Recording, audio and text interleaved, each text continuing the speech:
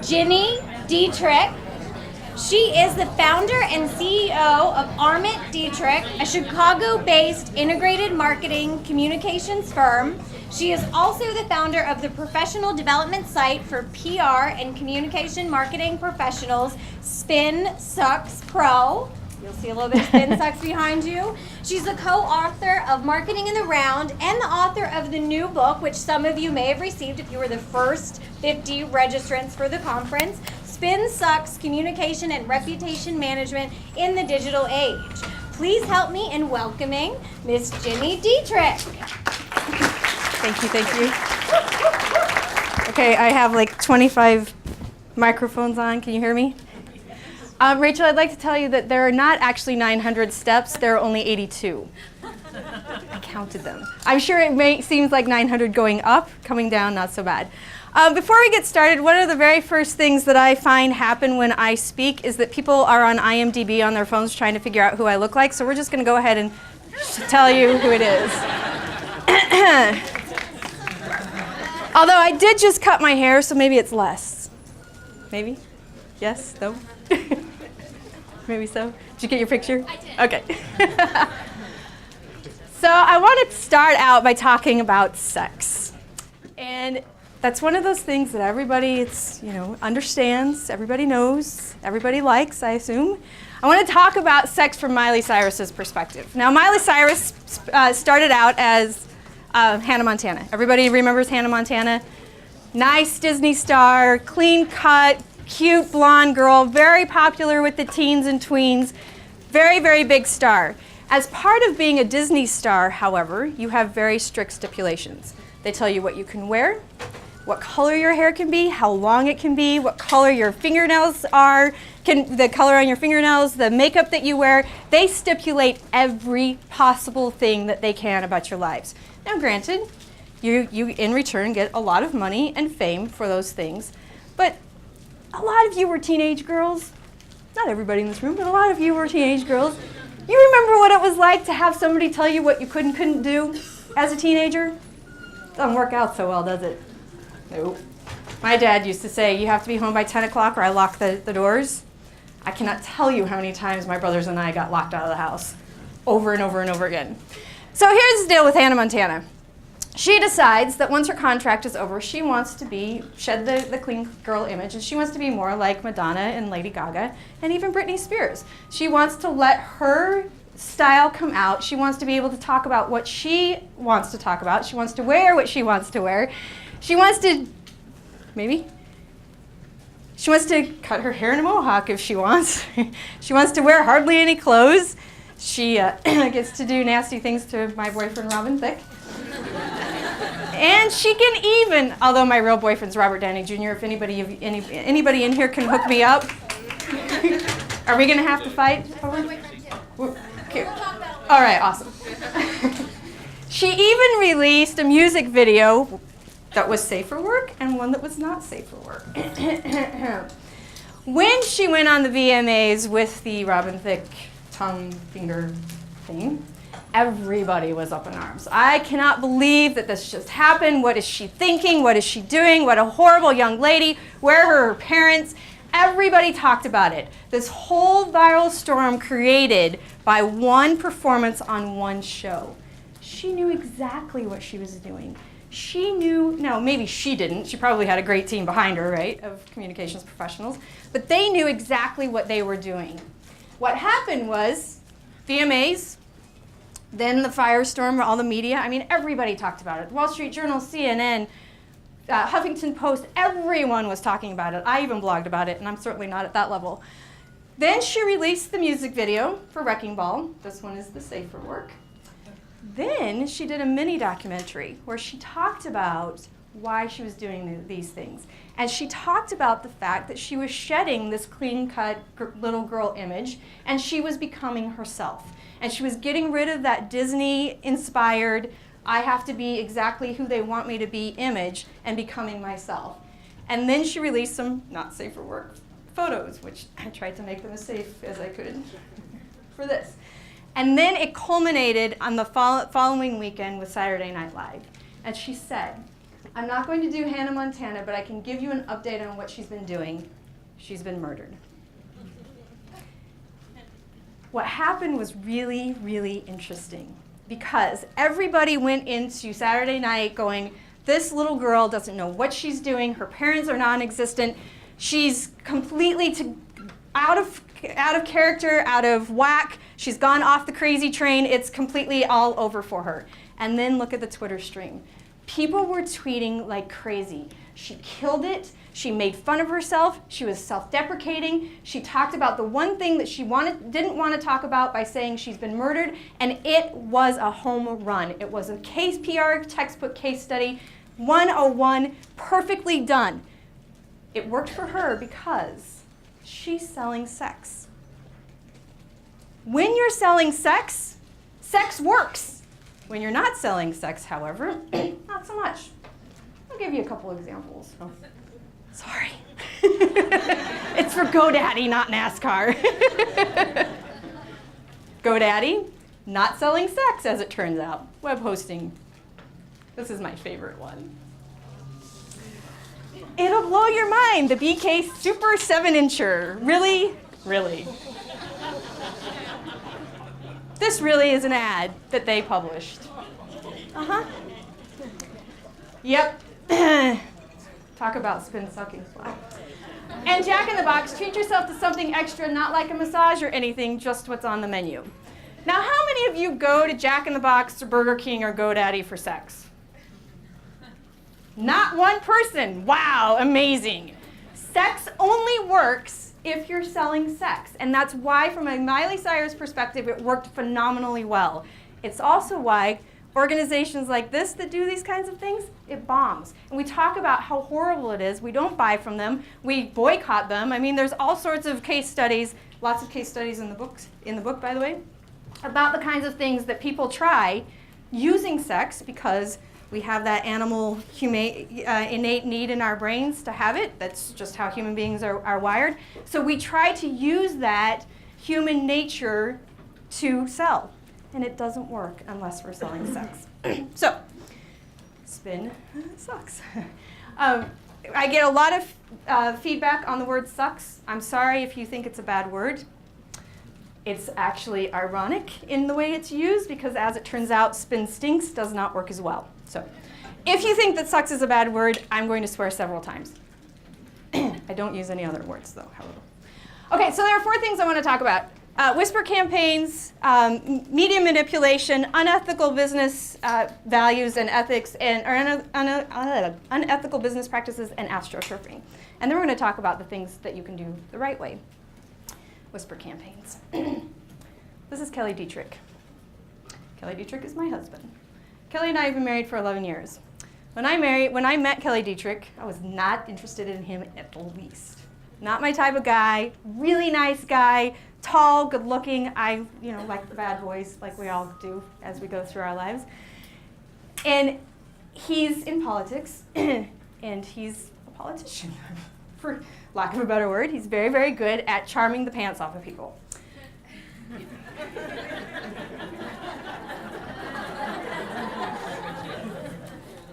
I didn't really mean that as a pun, but I guess it works. Now I'm embarrassed. Because he's so charming and charismatic, everybody loves Kelly Dietrich. And so people will say to me, oh, when do I get to meet your husband? And I'm like, oh, you never do, because my friends always like Kelly more than they like me. So I never take him anywhere, never. Last year, I spoke at Content Jam, which is a big content conference in Chicago in October every year. If you're interested in content marketing, one of the best. I spoke at that, brought my whole team in for the conference. And as we finished the conference, we were walking across the street to the bar for the networking event. And I'm telling the story of how Kelly likes to put his feet in women's hair. If it's long, the longer the better, he loves to put his feet in it.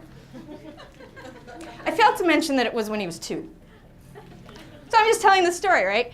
And somebody on my team turns and looks at me and goes, oh, so you have a whisper campaign about your husband. Because now they all think he's kind of weird because he likes to put his feet in women's hair, and they don't like him as much as they like me. Winner! That's a whisper campaign, a very funny example, but this actually happens in real life. One of the, I think this was May 2011, when Google Circles came out. Remember the social circles before Google Plus, before they brought out Google Plus, and we didn't really know what these circles were and what it all meant. Well, a PR firm, a very large, reputable PR firm, was hired by an unnamed, well, now you know it's Facebook because I already put it up there. It was hired by Facebook. And Facebook said to PR firm, what we would like you to do is call journalists and talk about the things that these social circles are going to do. It was not based on fact. It was based on opinion. It was based on gossip. It was based on rumor. It was things like, oh, it's going to completely take away your privacy. It's, you know, if you use social circles instead of Facebook, then your friends and family won't be able to find you. And they started creating all of this controversy around social circles. Well, as it turns out, there was really one smart journalist who said, well, wait a second, who are you calling on behalf of? And the PR person said, well, I can't disclose that. And the journalist said, well, then I can't do the story. Hangs up the phone. Well, it turns out that it was Facebook who had hired Burson Marsteller to create a whisper campaign against Google. And at the time, so this was actually just 3 years ago, exactly 3 years ago, I was really up in arms about it. Now, if you read Spin Sucks, if you don't already read Spin Sucks, I hope you will by the blog and the book, but I hope you will by the end of this. You know that I'm fairly opinionated. And I was up in arms. I was like, this cannot happen. As an industry, we have to talk differently about this. I went to PRSA. We had really strict conversations about it. You know, PRSA was very welcoming in listening to me, but as a membership organization, there are some things they can and can't do. And so I started blogging about it because I was very angry about this kind of thing. And I remember Jeremy Pepper, who actually is in Silicon Valley, said, but Ginny, this happens all the time. Okay, just because it happens all the time doesn't mean it's right. Just because people do this doesn't make it right. So why are we allowing these kinds of things to happen? Happens in Hollywood too, as it turns out, around Oscars time. And you'll notice this every year. The publicists will start saying, and I use publicists instead of communications professionals, completely different. Publicists will start going to journalists and saying, well, did you hear that Neil deGrasse Tyson had actually saw gravity and said that some of it's inaccurate? You know what? Of course it's inaccurate. It's a freaking movie. It's fiction. It's Hollywood. Yes, it's based on true life. Argo, Zero Dark 30, there are all these movies that are based on true stories, but it's fictionalized for Hollywood. And so people start saying, well, that didn't actually happen. Or you know that scene at the end of Argo when they're leaving the airport where you're like on the edge of your seat going, oh my gosh, what's going to happen? Didn't actually happen. No kidding. Really? They didn't actually do something to make the movie make you want to go to the movie and create that emotion where you're on the edge of your seat? Of course, they did. But this happens so that the people who are voting or making the decisions for who's going to win the Oscars have a negative impression. So whisper campaigns are created to have negative impressions about somebody. Happens in Washington, D.C., where Karl Rove and Hillary Clinton are having this big fight right now. It's pretty incredible to watch, but it happens. And what will happen throughout your career is somebody in your office, in your agency, will say, you know, we should go and look at what the competitors are doing and have journalists talk about the negative things that they're doing. It's not ethical. It's wrong. And there are only so many of us that can make that change. It's us in the industry who can do that. How many of you, when you say you're a communications professional or a PR professional, what's the reaction you get from a stranger? Why? What else? What do you do again? Spin doctor. That's why we call the blog Spin Sucks, because over and over and over again, you know, I say I own an integrated marketing communications firm, and they go, oh, you're a spin doctor, or you lie for a living. No, I don't lie for a living, but these are the examples, these are the reasons people have this perception of what it is that we do. And we are the only ones who can change it. Now, I recognize the fact that it's easy for me to stand up here and say, we have to stop it, and we have to say no, and we have to stand up to our bosses because I own a company and I get to decide what clients we work with and whether or not we do certain things for them. I recognize that. That said, every single person in this room has the opportunity to say, no, actually, that's not the right way to do things, and here's how we're going to do it instead. And we'll get to the here's how we're going to do it instead in a minute. Astroturfing. Rupert Murdoch owns Fox News, went to his communications team a couple of years ago, and he said, I think there's about 50 on his communications team. And he said, here's what I want you to do. There's lots and lots of negative stuff out there on the social networks. I want each of you to create 5 fake accounts and start posting positive reviews about us. Anytime anybody says something negative, we're going to split up the social networks, we're going to split up the blog comments, we're going to split it all up. You're responsible for 10 blogs and this social network. We're going to split it all up, and you're each going to, anytime anybody says something negative, you're going to say something positive. So 50 people have 5 fake accounts doing this.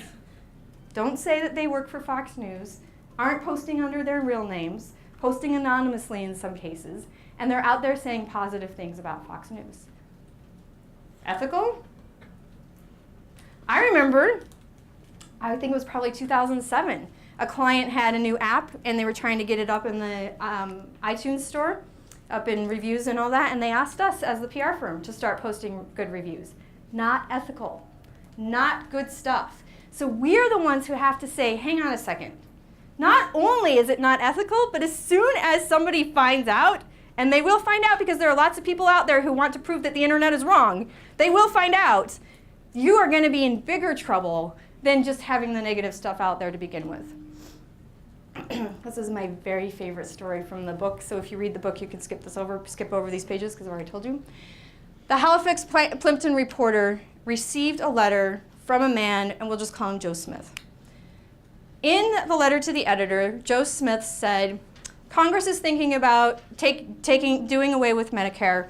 I urge you to run this letter so that we can talk to Congress about how important Medicare is to seniors. The editor read it and was kind of like, not really a political thing I want to get into, filed the letter. A couple weeks later, the phone rings, picks it up, which is odd because reporters don't generally pick up their phones anymore, but he did. Picks it up, and the guy says, this is Joe Smith. I wrote you a letter about Medicare going away for seniors and pleading with Congress. Did you receive it? And he said, yes, actually I did. And he started to ask some questions.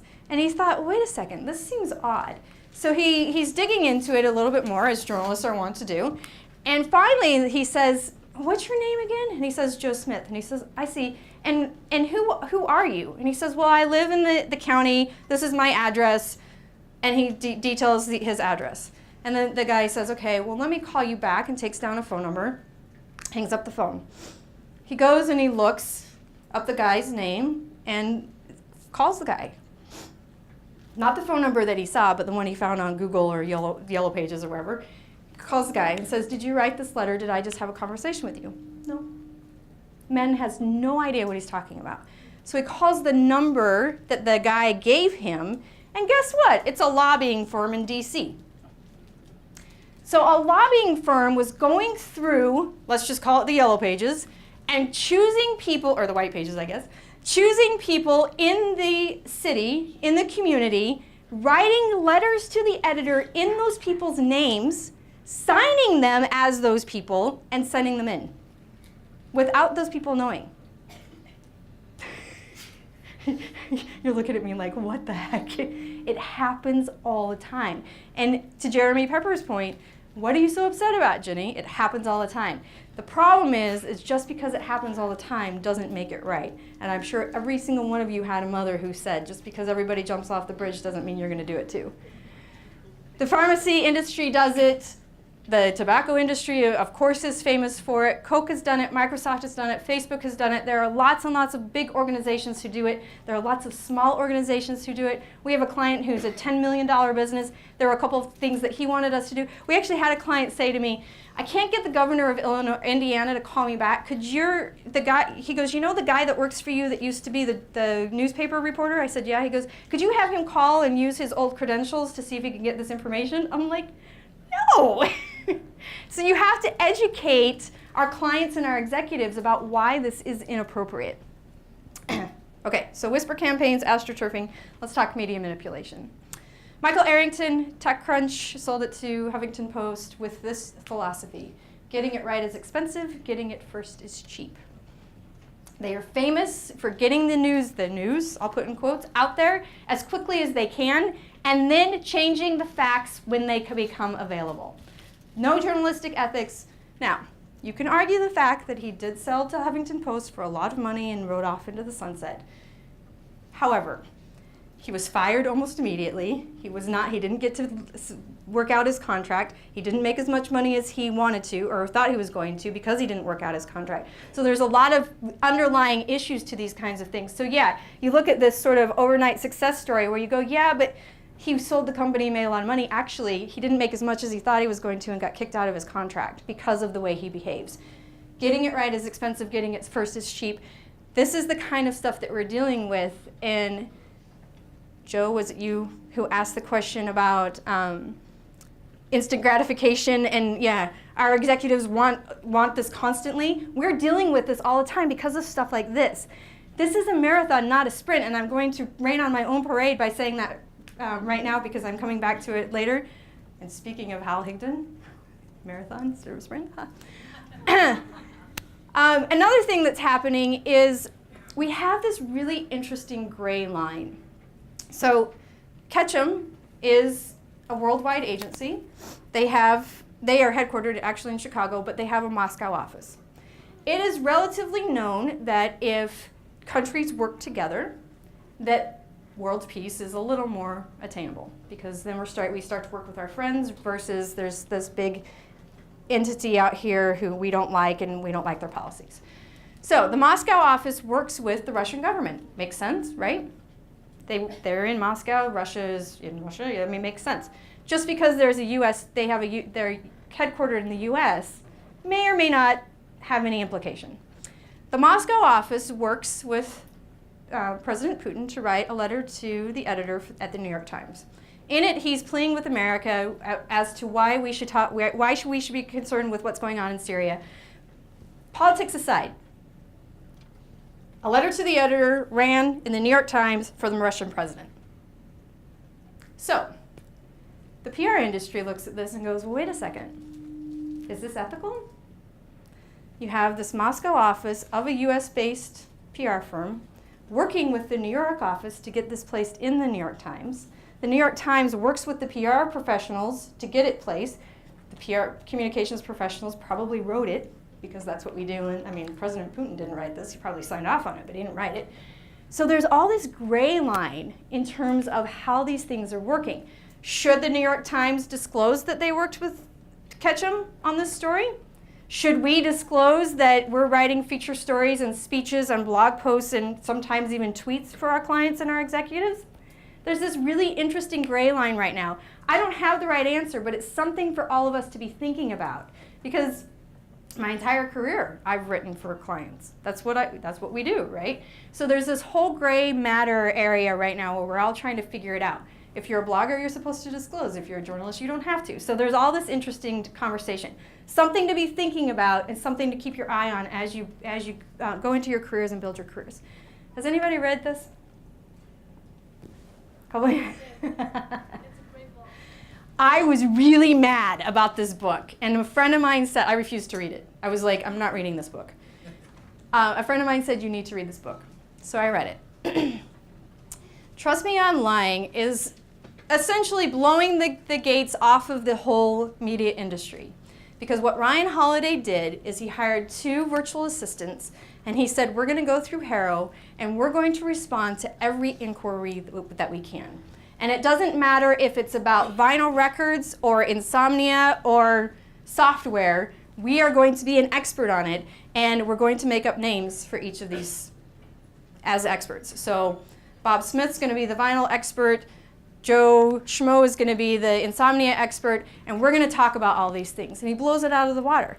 Forbes, Wall Street Journal, CNN, big-time publications and media outlets ran interviews with him, quoted him as a source for these kinds of things, and he's not an expert in any of them.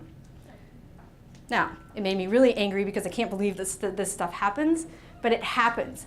And so, I mean, I think he's still, I looked a couple of days ago. I think he's still number 3 on Amazon because he literally, and can you imagine being a journalist at the Wall Street Journal and finding out that this guy that you had talked to and developed a relationship had actually lied to you for a year and a half, and you had quoted him as a source in several stories, and now you have to go back and retract?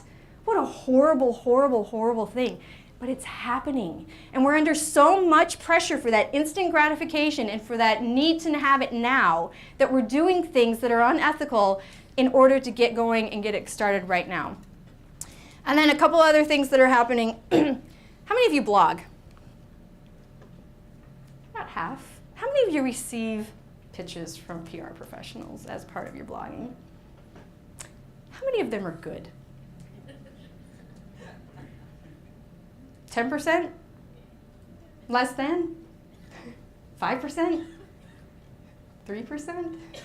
5%?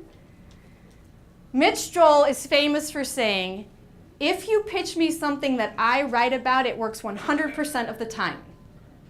But we're under this pressure for quantity over quality. We're under this pressure for increased Facebook fans and YouTube viewers and Twitter followers and media impressions and media clips, and we're not looking at quality. We're not looking at sentiment. We're not looking at message pull-through. We're looking at how many things we can get out there. So we go and we say, well, I sent it to 1,000 journalists. It's not my fault only 2 ran with it. Here's what's happening. And I'm going to read this to you even though I know everybody can read. Hi, Marshall. I know that you're interested in innovative applications that pull in consumers and offer a plethora of features. Are you going to be doing a roundup of sorts around the top applications? If so, I might have some info you would be interested in. Thanks, Margaret. And then Marshall writes back, info. Yeah, sure, I'm always interested in info about stuff.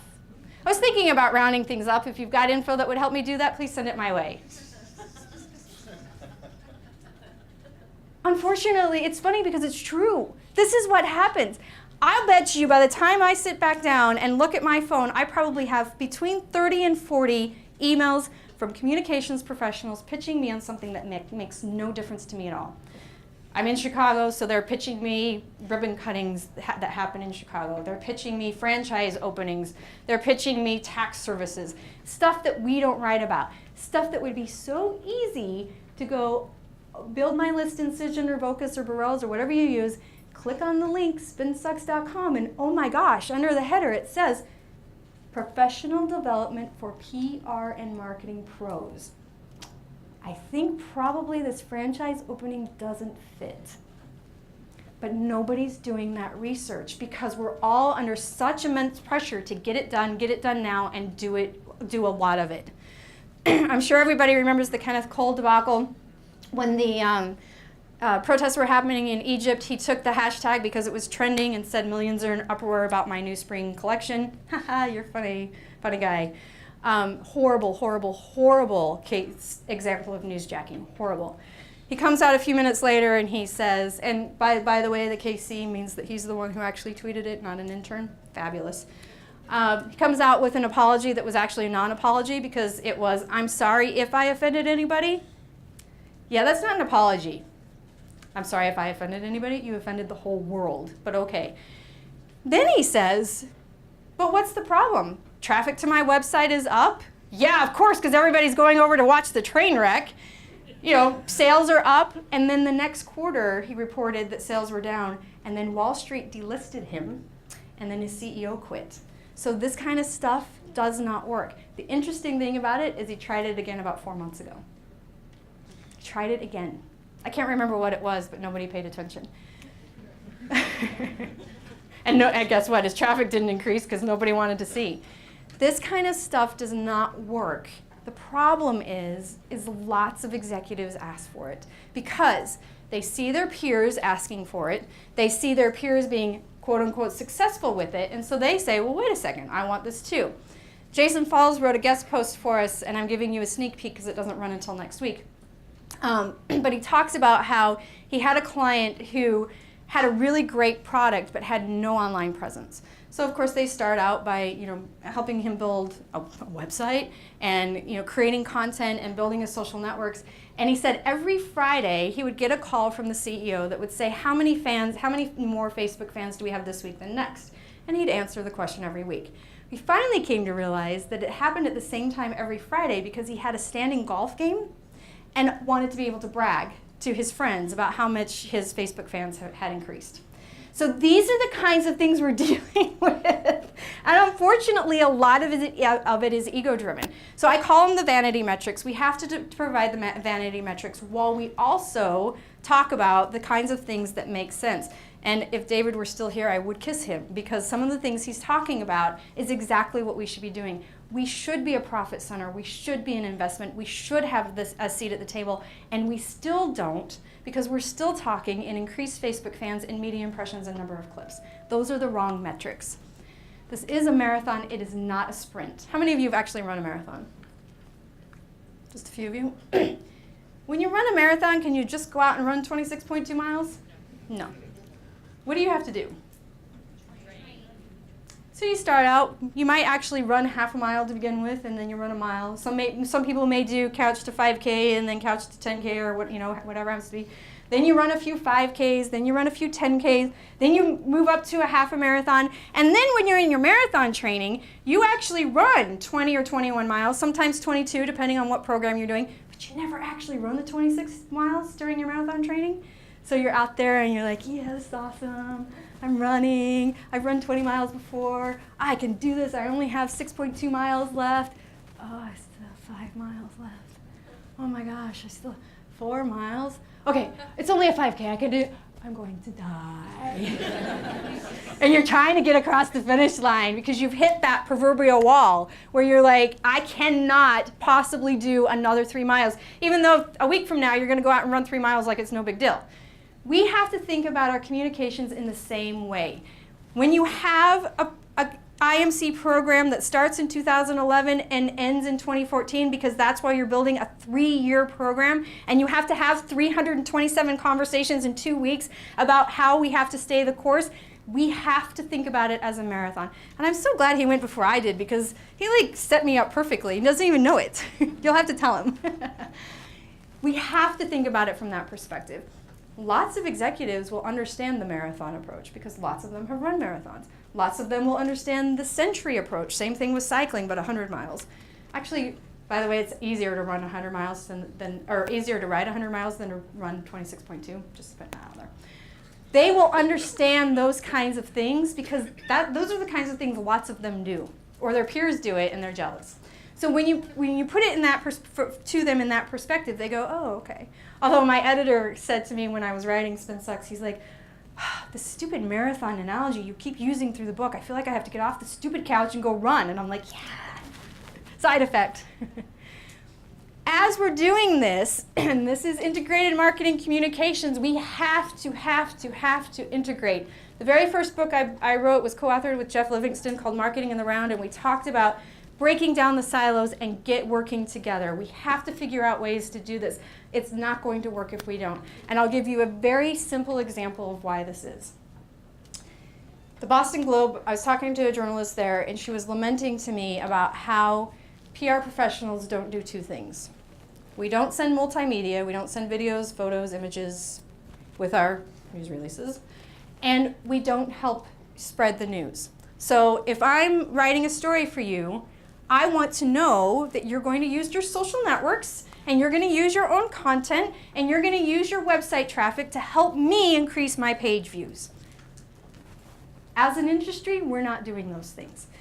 Journalists are responsible for increased page views and multimedia. The Chicago Tribune started a trend where they fired all of their photographers and said to their reporters, you are now in charge of your photos, your videos, all of that. We no longer have photographers. Now, I think it was somewhere in Florida did the same thing. So it's starting this trend where photographers are being fired and they are going to have to rely on us to provide these kinds of things. If a story runs in the Boston Globe on our company or our client's company, they want us to use our social networks and the client's social networks to get that news out. They want us to blog about behind the scenes kind of things, the Dell Earnhardt and girlfriend picture, getting their credentials picture. They want that behind the scenes kinds of stuff. If the Boston Globe is doing an interview, let's include some stuff on our blog that that wasn't included in the story that's interesting or would be interesting to our readers and followers. Help them help you. That's a really simple example of integrating all of the pieces. I include email marketing and lead generation under paid media. Email it out to those that don't have social networks. Help journalists help you. Great example of how you can really quickly and easily explain. And I'll tell you what, when somebody says to you, well, just go, call the PR guy and get the press release out. When somebody says that to you, you have to say, wait a second. The news release not only is not going to work because I'm sending it to 1,000 people and only two on our list are actually interested, and we don't have any social power and we don't have any owned content and we're not doing any email marketing, they're not going to do anything unless you're, have killed the president of some big company. Like the New York Times is not going to do your story. So you have to go to executives and say, this is the way it works today. This is what we have to do to prepare, and this is the only way you're going to get in the New York Times or on CNN or on Bloomberg News or whatever it happens to be. Then you're going to have some negative criticism. And this is an executive's biggest fear. People are going to say bad things about us. Yep, people are. And the more successful you are perceived, the more your negative reviews you're going to have. So, great example of this, OXO, they're not an exciting company. They make dustpans and brooms and things. Probably most of you have one of their products in your kitchen.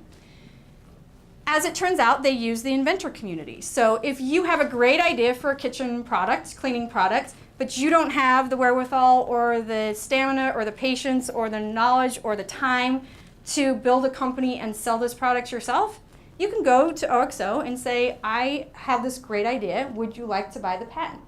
They buy the patent from the inventor, and then the inventor gets money as royalties as they're sold. Great business model. Well, their competitor, Quirky, also does the same thing. By the way, their headquartered offices are 2 blocks away from one another. And some of their employees are dating one another. Some of them are actually married, working at competitive companies. The CEOs know one another, run in the same circles as they would, being in the same city. Quirky decides that OXO is stealing from them and stealing the same designs and inventions from their inventor community and taking it to their own stuff. So instead of having a conversation with the OXO CEO, they take out a billboard in New York City and call OXO's liars and cheaters and scammers. Billboard, huge billboard, in between the 2 offices. Amazing, amazing, great tactic. So the OXO CEO is like, well, this is great.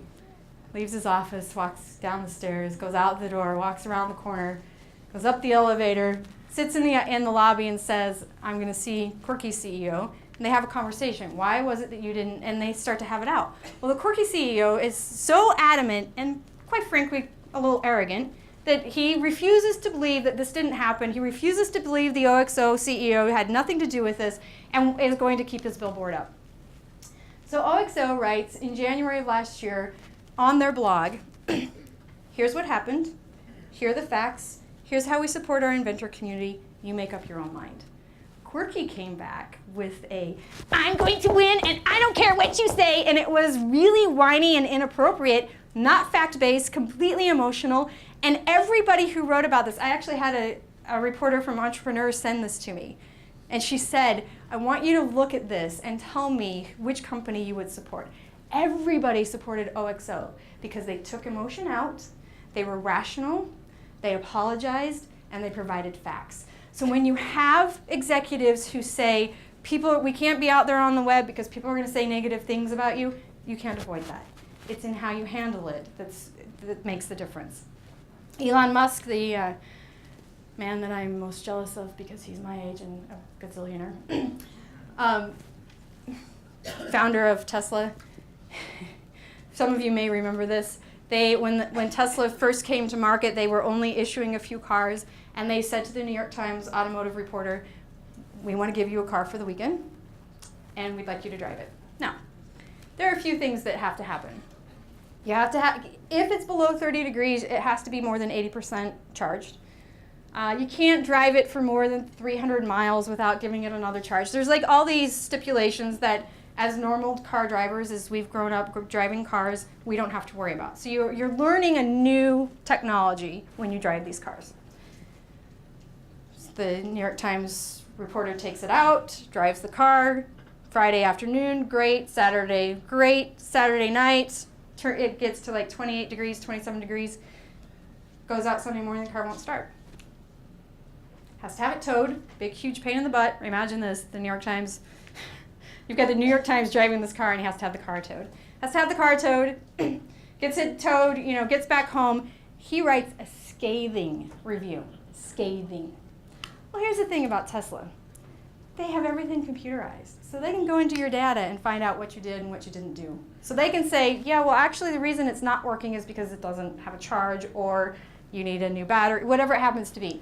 So they went into the data, and Elon Musk, who tweeted, the first thing he did, which made my skin crawl, he tweeted that the New York Times reporter was an idiot, which I think, if I were consulting him, I'd probably use a softer word, maybe. But then he came back and he said, actually, here's what happened.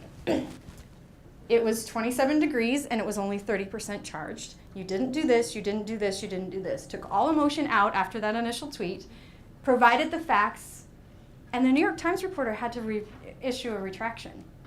Now, how many of you are journalists, have done any journalism? You know that a retraction's not good, right? And when it's at the New York Times, you're probably going to lose your job. Probably. But he took the criticism from arguably one of the top newspapers in the country, took the criticism. He was emotional at first. Then he took the emotion out of it and he handled it from a rational perspective. So when you have your executives say, we can't be there because people will say negative things about us, it's in how you handle it. If you apologize and you provide a solution, people are much more forgiving than if you're whiny and stomp your feet and say, he's just a jerk. One of the things that you also can be thinking about, and this is something that most organizations do not do, is telling your story from the customer and the employee perspective. We're all about, getting our testimonials in so-and-so thinks we're great. Let's get rid of those kinds of things. I stole this from Jay Bear, but I told him I was stealing it, so I figured that's not stealing. Harvest the stories about your company from an employee's perspective and from the customer's perspective. MailChimp does this really well. If you go onto the MailChimp website, you can actually see videos where they've gone out and talked to their customers about what the customer does and how they use MailChimp in their business. So it's not this great big, we love MailChimp, MailChimp's awesome. It's this story about what I do in my business. And oh, by the way, I use MailChimp to help me generate X number of leads to generate X number of customers. They talk about it from that perspective. The story I will tell you is I was in Omaha a couple of years ago, and I was doing a workshop, so there were only 12 people in there. It was for CEOs. I love talking to CEOs because inevitably about 70% of them are like, this is a fad, it's going to change, it won't happen in my industry until I retire, young people aren't making decisions yet, and at the beginning of the 3 hours, and I'm like, yeah, I never heard any of this before, come on. Give it to me. And then by the end of the 3 hours, they're like, oh. So we're in this workshop, and I get to this point where I'm talking about telling your story from employees and customers' perspective. And this guy raises his hand. He's like, okay, I've been with you the whole time, but I just can't do this. I'm in a commodity business. It's not interesting. Nobody cares. They just want the lowest price. And I said, okay, what do you do? And he says, we make pens. I said, are you Bic? He said, no. We make pens for the military. Apparently the military needs pens that are special, and they're $200 each. Or $198, depending on where you are. So they make these pens, but the interesting thing about the pens is they have to be manually produced. So no, there's not a machine doing it. I don't understand the intricacies of why that is, but he tells me that he only hires people without sight because people who cannot see are not distracted.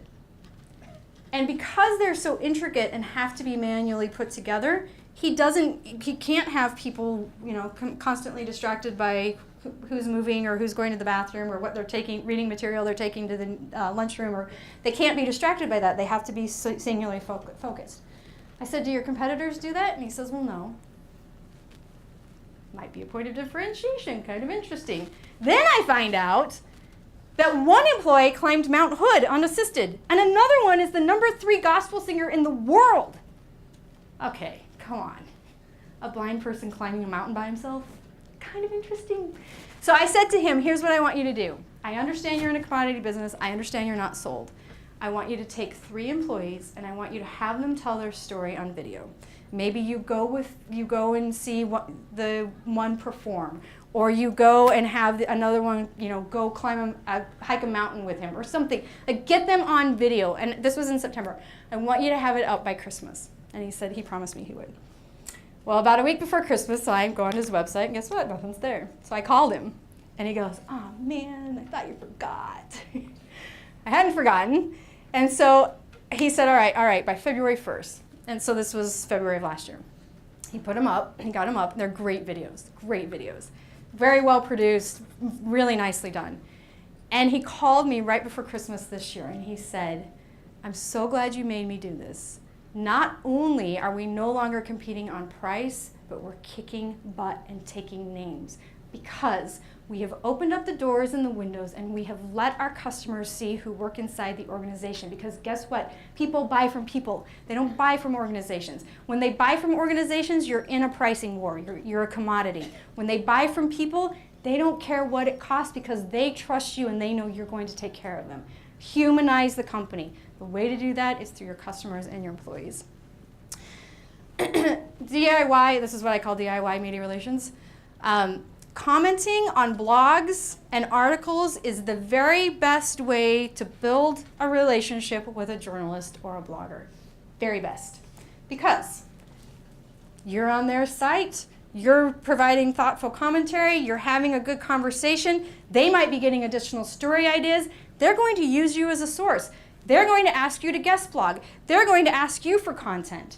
They're going to ask you for feature stories. They're going to feature your executives or your clients because you've built a relationship on something that they own. Great example of this is in 2008, Steve Strauss, the business columnist for USA Today, wrote an article called Should Entrepreneurs Twitter? No.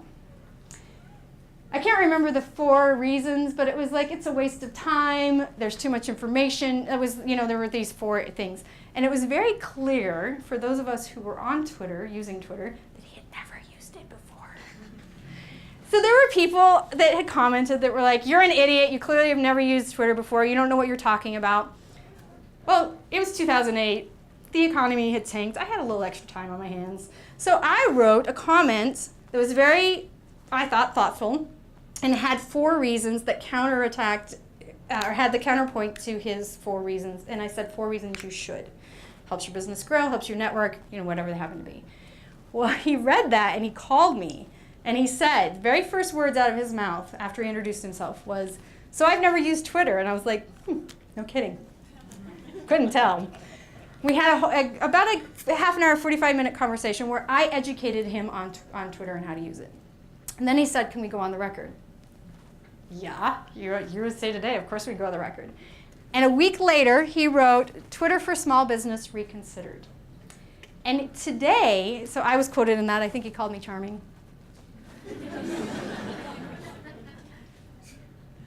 I saw firsthand what a powerful tool Twitter can be for spreading a message and creating instant feedback. Mea culpa, I did not get that before. Score 1 for the Twitter Nation. So he said, okay, I get it. Understand there's a use for it. Wrote an article about that. Today, he calls me every time he has a social media question. Sometimes a little much. I'm like, Steve, there's this thing called Google.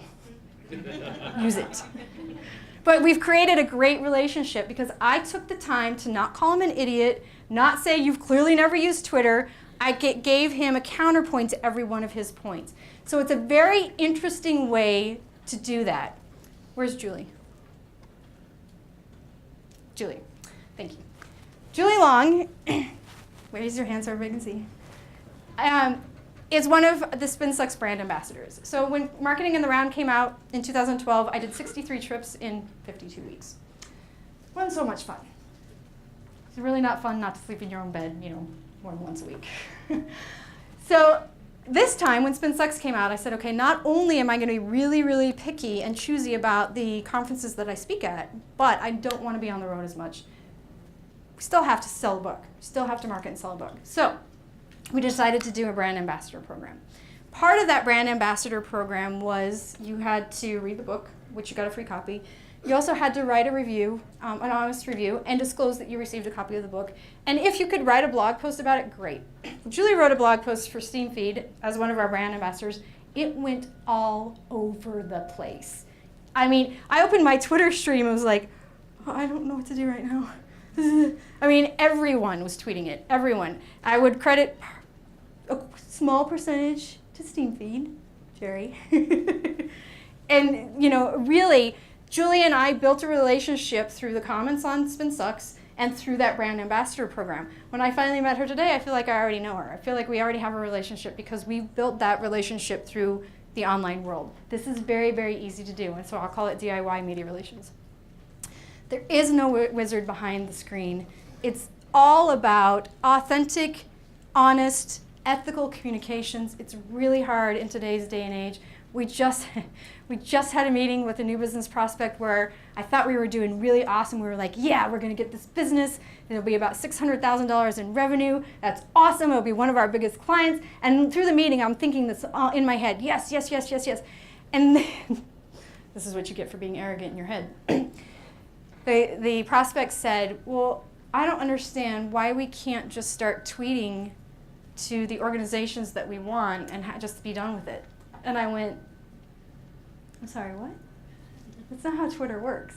And he goes, clearly you don't know what you're talking about. Stood up and walked out of the room, and I was like, I'm sorry, okay. So we did not get the business because I told him that you can't just tweet at organizations and get them to do what you want. So I know that I'm right and he's wrong, but it's also lost us a $600,000 piece of business. It's really, really, really difficult in today's day and age. People want instant gratification. There are social media experts and gurus out there that say you will get it. There are people out there that say, yes, if you build a Twitter stream, people will automatically buy from you. There are people out there who will give you all this wrong information, and executives are hearing this, and they're saying, oh yeah, it's the diet pill. If I take this diet pill, I'm going to lose 500 pounds and never gain it back. It's the same mentality. It doesn't work. Just like the diet doesn't work, it might work short term, long term it doesn't. This is a marathon, not a sprint. Remember that spin sucks. And the reason being is that we cannot afford to be unethical. We cannot afford to lie or stretch the truth. We cannot afford to hide our heads in the sand. We have to think about it from a longer term perspective. Google's going to change their algorithms, customers are going to be upset, things are going to change, there's going to be a new social network that we have to worry about. If we stay the course, we decide that this is the strategy, and we remember it constantly, we will win in the end. It may take longer, it may take 3 years, but we will win in the end. Do I have time for questions? A little bit? Questions so I can drink some water?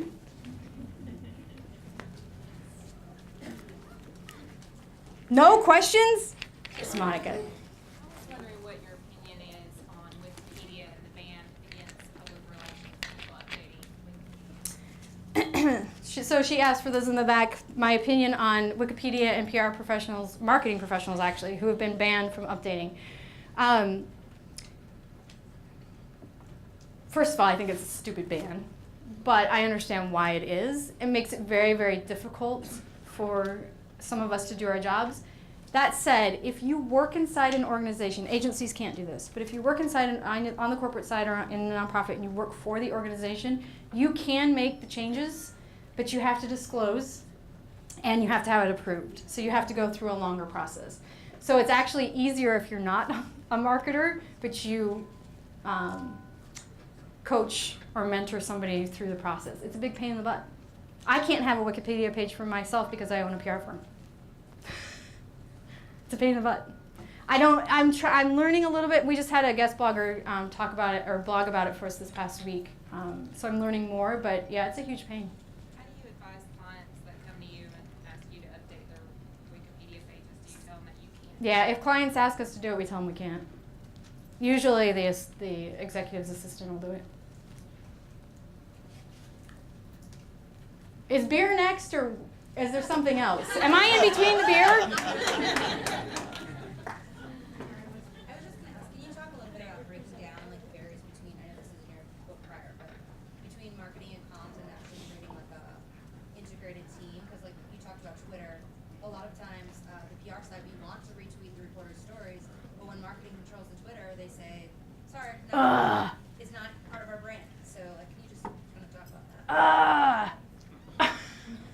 It's so frustrating.